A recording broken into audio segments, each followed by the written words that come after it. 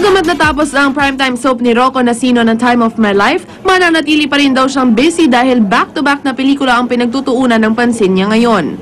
I'm doing House Husband, kasama kapatid daw ni Julian doon. Tapos ito, under direct ga, yung indie film sa Palawan namin shoot. Kasama ko sila Angelica Panganiban, Kian Cipriano, Best Actor na Cinemalay, si Edgar Allan, Eugene Angeles, marami kami doon. At bagamat busy ang aktor sa kanyang showbiz career, pinaglalaanan din daw niya ng panahon ng kanyang bagong business venture. Me and my partners, we put up Elorde Boxing Gym, so we called it Elorde Ortigas sa may Home Depot. So it's a perfect place na, yun nga, gusto ko rin maging instrument para ma-invite ang mga tao na maging health conscious, maging fit. First time daw pumasok sa pagnenegosyo ni Rocco, kaya naman kahit nahihirapan ay masaya siya sa pinasok niyang ito. First time ko po, yung idea po, ang sarap ng idea, mag-plan, lahat. Pero pag ginagawa na, pag implementation na, medyo nakakapagod din po.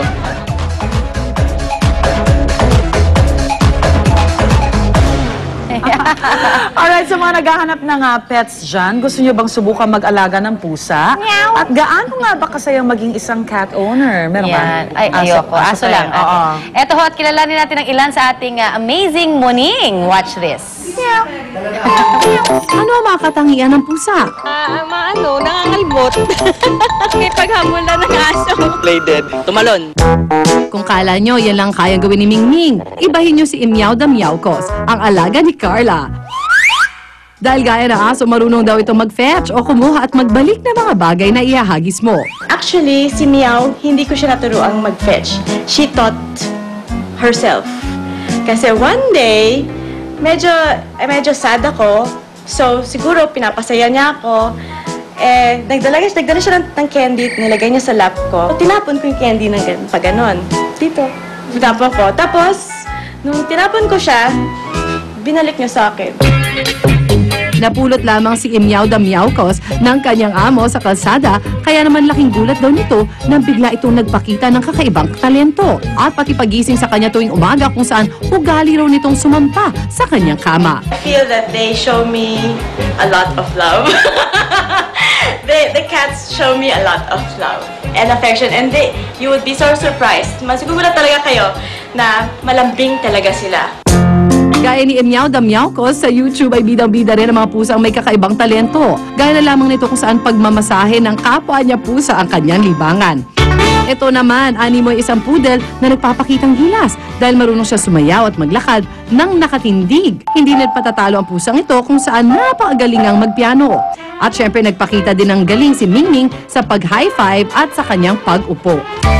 Nakakabilib di po ba? Patunay lamang na si Imyaw the Meowcos at ang mga pusang kagaya niya ay may kakayahan din maging meow-amazing pets.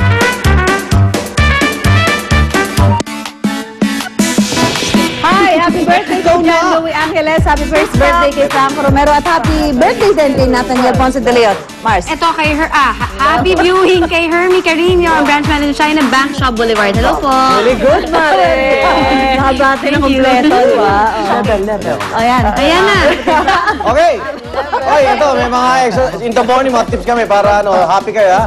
Okay, 1, 2, 3, game. Thank you, ha? Level. Level.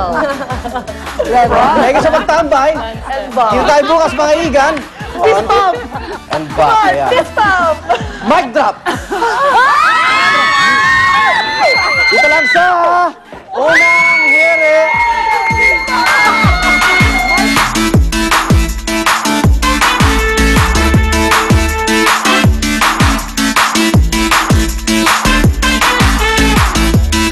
Ang programang ito ay inihatid sa inyo ng Mercury Drug.